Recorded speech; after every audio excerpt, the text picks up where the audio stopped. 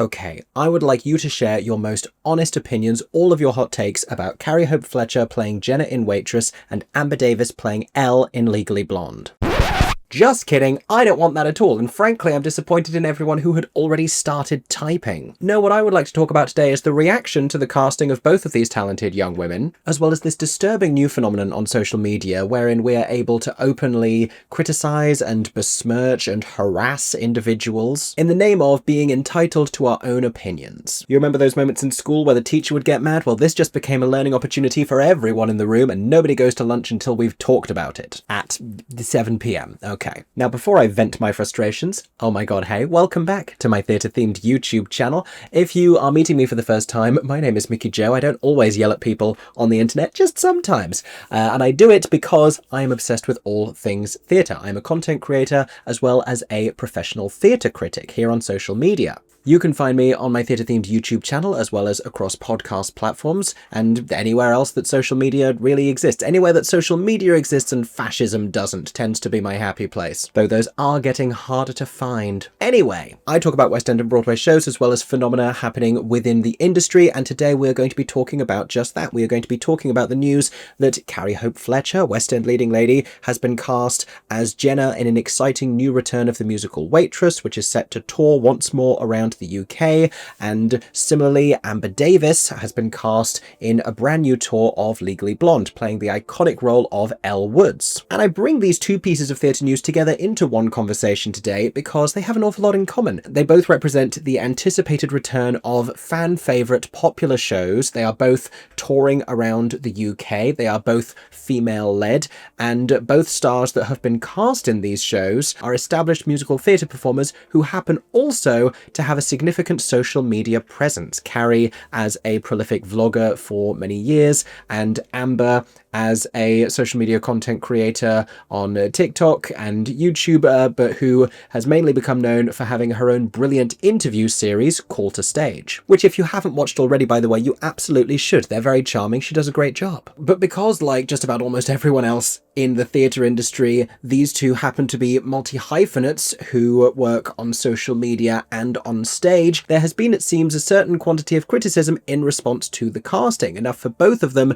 to take to social media and acknowledge it, which is what we are going to do right now. We are going to talk about why people have reacted that way and why it is annoying the heck out of me, as well as some thoughts around the idea of whether or not performers in 2025 have to also be social media content creators in order to succeed in their careers, a notion which I am hearing more and more frequently. So with plenty for us to talk about today, let's embark on this conversation. But as we do, I would also love to hear your thoughts in the comments section down below on the understanding that they are kind and respectful not only to everyone else in the comment section and ideally to myself, but principally to the performers who we are discussing in this particular conversation. I don't want to see hate in the comment section, if only because I think it's actually an embarrassing use of your time. And if after we're finished you've enjoyed this conversation and you want to hear more of what I have to say about the theatre industry worldwide, feel free to subscribe to my theatre-themed YouTube channel or follow me on a podcast platform if that is how you are hearing my voice. First though, let's talk about how we feel about musical theatre casting in 2025.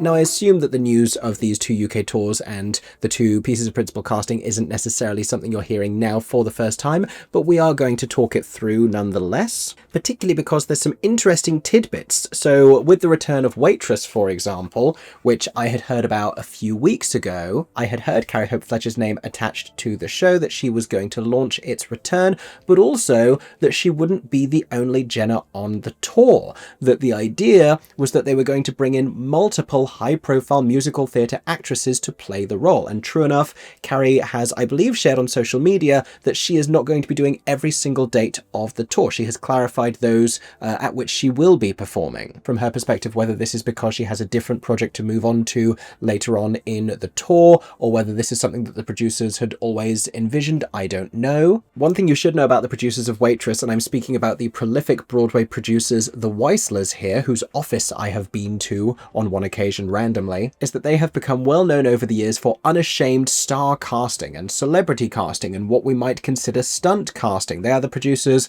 of the long-running Broadway revival of Chicago, which has seen more than its fair share of unexpected celebrity casting moments. There have been Real Housewives and supermodels and sports stars in Chicago. They were also the producers on the 90s revival of Grease on Broadway, starring Rosie O'Donnell, that Brooke Shields was in at a certain point, that had this seemingly never-ending parade of unexpected stars. And Waitress has had some interesting and slightly novel moments of casting in its history as well, I guess including the casting of 30 Rock alumnus Jack McBrayer and Republican ally Catherine McFoster in the original London cast, as well as the subsequent casting of Joe Sugg and the actress who was a pop singer who played Dawn for a bit, Ashley Roberts, and over on Broadway too, with performers including Colleen Ballinger and Todrick Hall and June Squibb going into the Broadway production of Waitress, with the role of Old Joe being gender flipped so that June Squibb could play it on Broadway. So when I heard that Waitress was returning to the UK, admittedly only a few years since the last UK tour concluded, and that it was going to feature a handful of different stars as Jenna, I wasn't particularly surprised. But it's comforting to know that at least one of those stars, Carrie Hope Fletcher, is going to have considerable stage experience, because with these producers, it could be anyone. And that's not meant to sound shady. They have often made inspired choices, and I went to Chicago on Broadway to see Jinx Monsoon. I went back to see Ariana Madix. It worked on me. But when this news eventually broke and Carrie Hope Fletcher's name was announced, I was a little surprised and taken aback by the response. And there were some people, not a huge amount, but a few, saying, why is Carrie being cast in this? Why is it the same people in the same roles always, over and over and over? Which left me puzzled, because, you know, this isn't the UK premiere production of Waitress. The show already ran in the West End with multiple actresses playing the role of Jenna, 4 different principal Jennas during the time of the West End production. Admittedly, only one of them was a UK-based actress, Lucy Jones, who then continued the role on the first half of the UK tour, but left to go and play Elphaba in Wicked in the West End and was replaced by Chelsea Halfpenny. But if we also include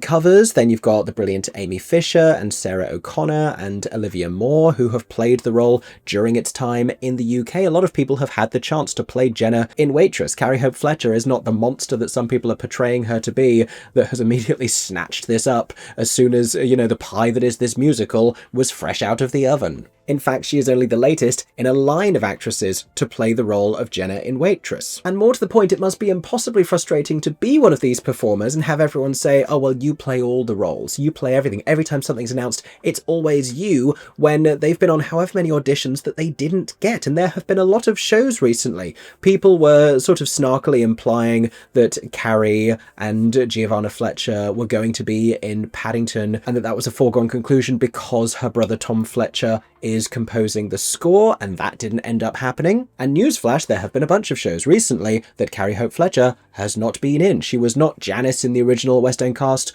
of Mean Girls. She was not Nancy in the revival of Oliver. Not that I know for any reason that those are roles that she necessarily aspired to or auditioned for, but they are certainly roles that people may have expected to see her in at one time or another. And she's just finished touring in Calamity Jane, and she's had several stints in Les Mis, which, you know, is something that people who have been in Les Mis do. If you're in Les Mis once, it's like a cult and you keep coming back. A cult that I should mention, for what it's worth, I believe pays nicely. And if anything, I feel like for the past few years, she's really been diversifying her careers. There's been a shift in the roles that we've seen Carrie playing, and she's been doing more plays and a comedy in the West End with The Crown Jewels. She did a regional production of the play. She did pantomime for the first time. It's not like she's been appearing in consecutive new musicals every year in the West End. That's just not the case. Then we get to the side of the criticism that says Carrie Hope Fletcher has only been cast for her social media presence and she is inappropriate to play the role of Jenna, which I think is demonstrably ridiculous, because if we think back to her performances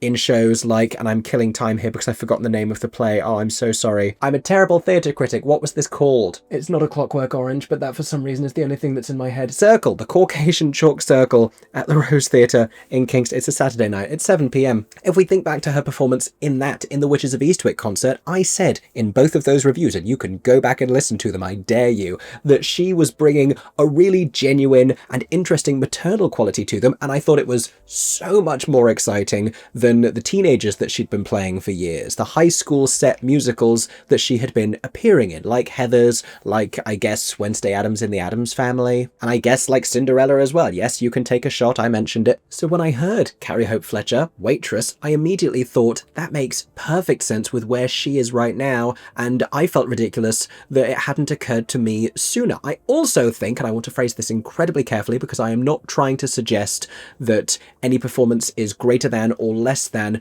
based on your real life circumstances and whether or not someone has had a child, but I don't believe many, if any necessarily, of the actresses who had played Jenna in the UK before were mothers when they played the role. I say that with a significant amount of uncertainty. I don't know, and you also don't know what anyone's experience has been in terms of parenthood, etc. But Carrie Hope Fletcher is a recent new mum. She's been talking about that on social media, and so I think for so much of the show that's going to bring a really profound and moving insight into it, because that's a lot of what the musical is about. Those final few moments when she's singing Everything Changes, that's going to be special, I think. And so it seems ridiculous to me to suggest that she isn't qualified to play this role. Of course she is. And the joke will be on all of you when she does, and she's great in it. Also, the other side of all of this, and I sort of hate to focus on and spotlight the negativity, is that she is hugely popular, and this is going to be really exciting news for a lot of people around the country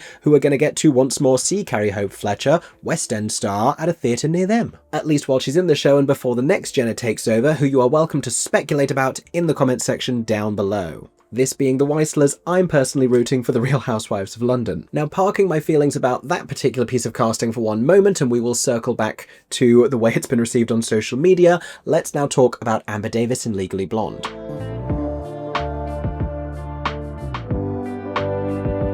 So here is the thing about Amber Davies. First of all, she's a brilliant talent. She was fantastic in shows like The Great Gatsby and Pretty Woman. Above all else on stage, I think she is so endearing. She is so charming. That comes across when she is being herself in her own social media content, in the interviews that she conducts with her peers in the industry. She makes them feel like dressing room chats because she approaches them with such a genuine, fascinated quality. And that, I think, is going to serve her incredibly well as the singularly endearing and charismatic and likable Elle Woods in Legally Blonde. But she has had such an interesting time in the industry over the last 10 years in terms of the way that she has been perceived, because, and you may or may not know this, but she trained legitimately. I think she went to Erdang. Her sister is also a musical theatre performer, has been seen in shows like Elf and the UK tour of Wicked, I believe. They are also, I believe, both from Wales, just like the aforementioned Lucy Jones, which does sort of necessitate you at an early age deciding whether or not you're going to be an incredibly gifted singer or a rugby player. And I suppose there's no reason why you can't be both. Only for a lot of people, the first time that they encountered Amber Davies and became aware of her was as a contestant on Love Island. And this actually was not a year that I watched Love Island. I don't watch it ongoingly. There was a year I was at university, I was very invested. But I do know that she is responsible for one particularly iconic wide-eyed reaction gif. Anyway, I remember being part of the musical theatre community in, I guess, the aftermath of that season of Love Island, when Amber Davies got back to the shores of the UK and got her social media account back, and then started to do musicals. I don't know if 9 to 5 was the very first thing that she did, but it was certainly early at the Savoy playing Judy. And there was a little bit of pushback about the idea of someone from Love Island being cast in a musical, because it sounds a little bit preposterous. But also, I think, A, we shouldn't be indifferent to the possibility that someone from Love Island could be talented enough to play a musical theatre role very well, and also, she had trained beforehand. She was there as an actress. That was her profession. It's not like we want everyone to go on Love Island and suddenly not be able to do the job they were doing before when they get back home just because they're now a sort of semi-celebrity influencer. And I think for what it's worth, and I'm getting a little bit ahead of myself and we've barely discussed Legally Blonde, it's actually a great thing when someone with remarkable talent and a passion for musical theatre, who wants to stay in that career and who wants to be known as a musical theatre theatre actor becomes well-known and becomes a household name for doing other things. Leighton Williams can now sell tickets to shows in the West End because he is well-known by the public. Amber Davies is also bringing that kind of energy and excitement to the theatre world, not just because of Love Island, but because she subsequently went on Dancing on Ice. In fact, she did that alongside appearing in the UK tour of Pretty Woman, because apparently she doesn't need to sleep. If I were to ice skate even once in my life, I think I would have to simply take 5 days off to recover. I cannot imagine playing, of all the roles, Vivian in Pretty Woman subsequently. And it's actually been a hell of a week for Amber Davies, because not only was she announced to be Elle in the UK tour of Legally Blonde, but she has very recently been announced to be joining this year's cast of Strictly Come Dancing as a celebrity participant, because another contestant was injured, and so she is filling in at the last minute like a superhero, which means, once again, she is going to become more well known to a huge swathe of the British public who are going to be seeing her every night, hopefully falling in love with her brilliant talent and charming personality. I don't want to hear absolutely anything about the notion that musical theatre performers are in some way trained in ballroom dancing. They are factually not, even if they have more of a predisposition to it, but there are people every year, like pop stars, who have more of a predisposition to dance. That's just a reality. Some people just also have better ankles for it. Let's have that conversation. What was I saying before I started talking about ankles? Oh yeah! This is actually a fantastic thing. It's really great when a musical theatre performer gets mainstream recognition and can then attract audiences to go and see them on stage. And so rather than having to stunt cast a celebrity in a show to sell tickets, you can cast a legit, trained, experienced musical theatre star who has a passion for the industry, who has so much talent and experience, and they also sell tickets because they have mainstream recognition. This is something that we haven't really seen for decades, not since musical theatre got airtime on the radio and Elaine Page could become a household name, or Michael Ball could become a household name. It has been very hard to sell legit musical theatre performers to the general public. Things like the Andrew Lloyd Webber TV casting shows made that a little bit easier. They made stars of the Lee Meads and the Jodie Prengers and the Samantha Barkses and the Rachel Tuckers and the Connie Fishers of this world. But when this happens for someone like Amber, like Leighton Williams, like for Marisha Wallace on Celebrity Big Brother, this is a great thing that we should be celebrating. We should not be standing in criticism of people, you know, building their brand so that they can help to boost the industry. We should be proud of the fact that they want to go on Strictly and be called a musical theatre actor, that is how they define themselves. Because there's not a lot of actors who want to do that. There are a lot of actors who, if they can get screen work, they're going to go and do that, and they're going to stay there because they get paid better. Now back to Legally Blonde. I am excited for the return of Legally Blonde to the UK. I know a lot of people were intrigued about whether the casting for it was going to resemble the more traditional casting for the show, or whether it was going to mirror the exciting new interpretation directed by Lucy Moss at Regent's Park Open Air Theatre, in which Courtney Bowman starred as Elle in a newly body positive and diverse version of the show. Amber obviously is indicative of traditional casting, although a brunette, and they managed to make a slightly warmer version of the blonde look really great on her in the promo pictures, and they gave her dark roots so that it speaks to the eyebrows. I do think that there is going to be at least one dramaturgical, if that's what she's going to look like in the show,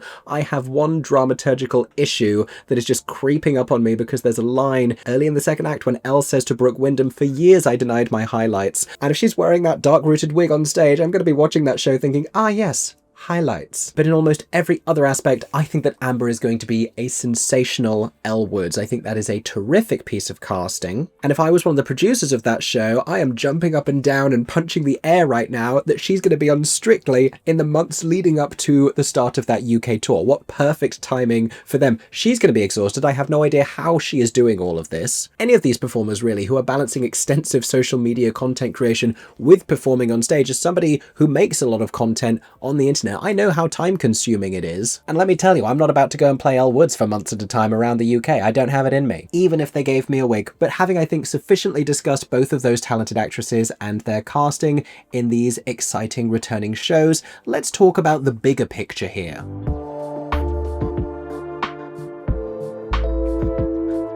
So I'm not going to lie to you, tiny people on my camera, I'm annoyed. I have been annoyed about this, and I think there is something really callous and classless and thoughtless about the way that people have been talking about this on social media. The actor and content creator Dan Buckley made a great point when he highlighted one particular video where someone was just making a TikTok and saying, let me know all your thoughts about, I can't remember if it was Carrie or Amber, it was one of the two of them, and they were just like, I need to hear all of people's thoughts on this.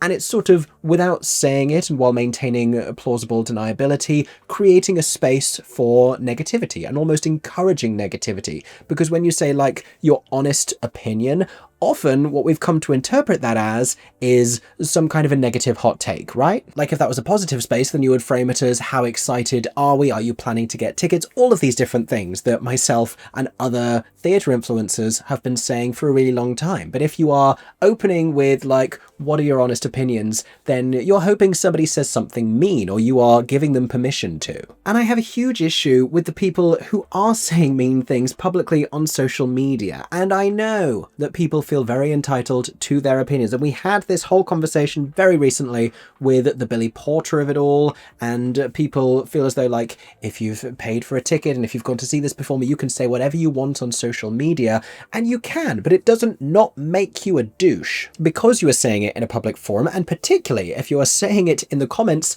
of that actor's own content. The Broadway actress Amber Ardolino, currently starring in The Great Gatsby in the same role that Amber played, actually, Jordan Baker, in the production in South Korea, recently changed her name on TikTok. She has had some controversy in the past and a decent amount of backlash, but because she had changed her username from her own name, Amber Ardolino, and then subsequently posted some professionally recorded footage of her performing the very challenging song New Money from The Great Gatsby, a lot of people were commenting beneath it saying like, this is why Sam Pauly will never be beaten. Samantha Pauly, the actress who originated that role in the original Broadway production, and just sharing pretty openly rude comments. And I don't know if this was Amber's intention with changing her username, but it seemed to be an unfortunate byproduct of it, that as people were swiping through, they didn't realize that she was the one who had posted it, because a lot of people post performance clips and show footage, and so it was kind of illuminating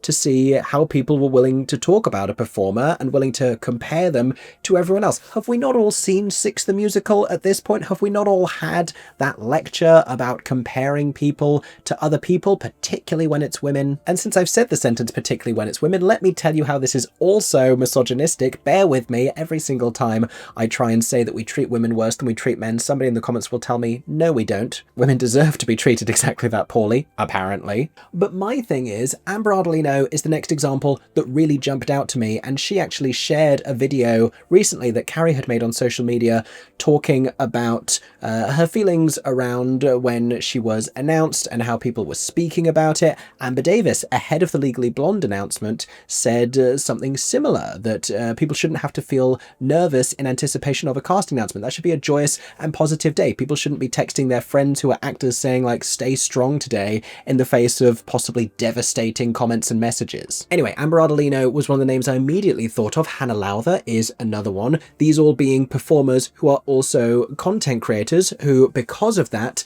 get criticized every time they're announced for a show, and there are always some voices saying like they are only cast in that role, they were only brought into that show for their social media following. The producers only want them to be in the show because they are popular online. And you know who I never see that really said about?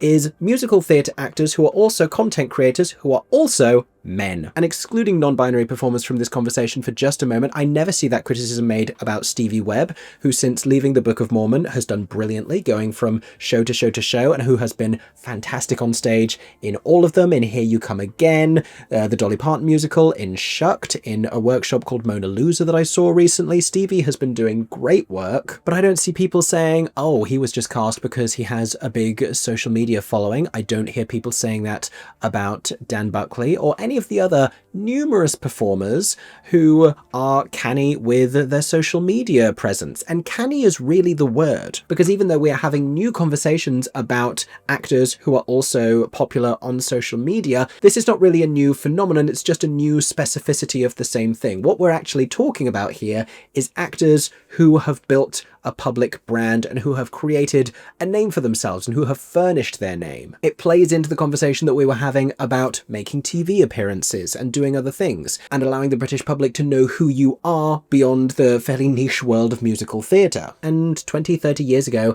actors would have been having the same resentments about each other's success, saying, well, so-and-so only got cast in this production of Chess because they were on a soap, because they're known for doing this. And it's definitely not a new reality that it is a little bit beneficial if those performers have some kind of a well-known name, even if that just means well-known within the context of musical theatre and have led other productions. Which also, spoiler alert, is also a helpful thing to have done, especially if it's a UK tour. Because leading a UK tour, playing the leading role in a musical, travelling around the UK, all of these different theatres, 1 week at a time, with travel days and challenging living situations, is a grueling, hard experience. And actors in that position need to rely on experience and tenacity and insight and stamina, which is not something that you have necessarily developed if you are 5 minutes out of drama school, if you're a completely new face in the industry. It's very possible actually that leading a show like Legally Blonde or Waitress on tour is harder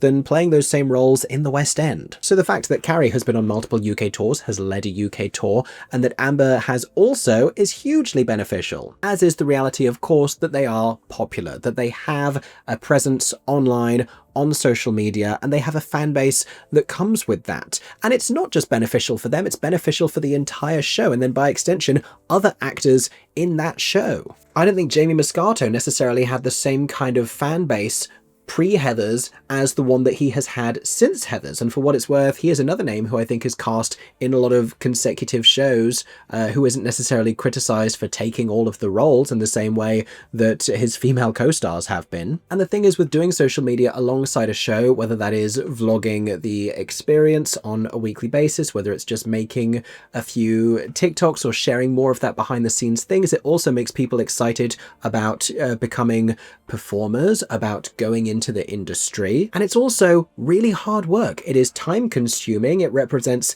a serious hustle, and British musical theatre performers are factually not paid as well as US musical theatre performers. And so anything that people do to get their bag, as the kids say, to make a little bit more money. I have known West End performers, award-winning West End performers, who have worked a day job while doing their West End show in the evenings because that was financially necessary for them. The industry, the epicenter of the industry here, is in London. Have you looked at how expensive it is to live in London? And actually consider for a moment how expensive London rent and London house prices are when you are asking these performers to take like multiple months, multiple years off between shows because you don't like seeing them work consecutively. When Carrie goes straight from one show into another and you say, it's Carrie again. Yeah, she has a child to feed and she has things to pay for. She has a life to lead. This is a job. This is a career. People work in it. That actually represents a work ethic. And to all of the commenters, and unfortunately I have seen them, who have suggested that Carrie shouldn't be working right now because she ought to be spending more time with her child, it's amazing that I heard your comment, considering it originated in the 60s. Honestly, that may be a disservice to the 60s. Perhaps an earlier decade. But needless to say, although apparently it isn't,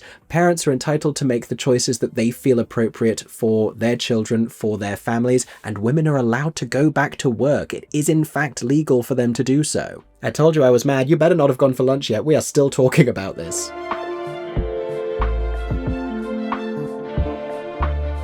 What else do I have to say? Do I have any final thoughts about this? Oh, I do. Let's talk about newcomers and the fetishization, yes, big word, adult word, of fresh talent. This is something I have wanted to talk about for a really long time, but I haven't yet found a good way of saying it, and I dare say I still may not today, but I'm going to give it my best shot. Because often I will see, in response to an established musical theatre performer, and by established I mean has done at least one other show previously, has played at least one other role before, being announced for a new role, I see a lot of people saying it's a shame it couldn't have gone to a newcomer, or that role in particular ought to have launched a new star. Evita was a show where they talked about this, and people said It's Evita, it's Jamie Lloyd, it's the Palladium, it's Andrew Lloyd Webber. It's going to sell. So they could have used that opportunity. They should have used that opportunity to give the role to a newcomer. And first of all, Rachel Zegler making her UK stage debut, only her second professional stage role ever, her first musical on stage. In fact, she is nominated for a stage debut award this very weekend. So, you know, yes, someone who has worked on screen, but also a performer who is still very young, who is still very early in their stage career, is not exactly a veteran at this point. But also I think people are unrealistic about the way the industry actually works and the way that ticket sales are actually working these days and how star motivated everything is having to become. Not everything is selling brilliantly. And I think it's naive to assume that a show like Evita, just because the title is known, is guaranteed to sell. Had it sold out before she was announced, there were many months when they said Evita is coming back. Jamie Lloyd, this was on the back of Sunset, by the way, it's coming to the Palladium. People were still waiting to find out who it was going to be. People care about stars in those roles. I've said this before, but I've overheard many a conversation in a public space where people have said like, oh, The Wizard of Oz is coming to a theatre near us next year. And the other person in the conversation will say, who's in it? Not because they'll only go and see The Wizard of Oz if Jason Manford is in it and they won't see it under any other circumstances, but because that's become the natural next question. They just want to hang their hat, metaphorically speaking, on the understanding that they will recognise somebody on stage, or for them it's a way of discerning quality. And so I think we need to be realistic about the fact that that is something that matters to audiences. They want some kind of recognition of the performers who are cast in a show and the projects that they have been attached to before. And like I said with that stamina comment before, it isn't always fair to put an entire newcomer or a new graduate into the position of a demanding leading role in musical theatre. We've seen a lot of performers put in that position who have struggled to maintain it. We have seen other performers, for what it's worth, who have been brilliant and exceptional and mind-blowing and who have taken to it instantly. There are a lot of them, it's worth pointing out, who had been doing musical theatre as children, of which Carrie Hope Fletcher was one, of which Hannah Lowther was another. But it's interesting to me when people continue to push for newcomers over anyone who has ever worked before. And that, it sounds like a good thing, and we should be celebrating new talent and new discoveries, and I love to see a new performer on stage having a career breakthrough. I think that's so exciting. But because it's not about any specific individual, it's not like you really care about that person because they are a nameless, faceless concept. The idea of somebody new and talented over this person who already exists, who already has taxes to pay, who already has rent that they need to maintain, who is paying for spotlight, who is paying their agent, who is already on the metaphorical treadmill of the theatre industry and looking for their next gig. I think it even goes back to this notion of people looking at acting as less than a real job. And once you've had, you know, that one role and that one moment of the spotlight, then you never need it again for the rest of your life. Or you can take a few years away and everyone should get their turn, as though it's not about building yourself to become somebody who can deliver, not just on stage, but also at the box office in every way that you need to be a strong and viable musical theatre performer. And that, I believe, at 10 to 8 is everything that I have to say on this particular topic. I'm sure that there are ideas here that have been turning over in my head that I have missed, but perhaps we can hash it out in the comments section down below. And incidentally, I would love to hear what you all think in that comments section as well, though I will caution and remind you that we are going to be fair, we are going to be considerate, and we are not going to be rude on the internet about actors who could very easily end up reading what you have to say. Because when you type words into your phone and then you hit the little enter key, that's public. That actually goes out there for other people to read. It's like we've forgotten that, but that is the truth of the situation. Anyhow, lest I U-turn once more into a sassy theatrical rant, let us finish that conversation for today. Thank you so much for listening. I hope that it's been enjoyable, ? I hope that it's been thought-provoking. I hope that maybe if you didn't agree with everything I had to say before this, that maybe you've been able to consider some of my perspectives, and I hope that people are looking forward to seeing Waitress and Legally Blonde on tour around the UK. I know I am. And when I do, you can be sure that I will be bringing my full reviews of each of those shows here to my theatre-themed YouTube channel or podcast platform. So if you want to make sure that you don't miss those, subscribe right here or go follow me and turn on notifications. In the meantime, I hope that everyone is staying safe and that you have a stagey day. For 10 more seconds, I'm Mickey Joe Theatre. Oh my god, hey. Thanks for watching, have a stagey day. Subscribe!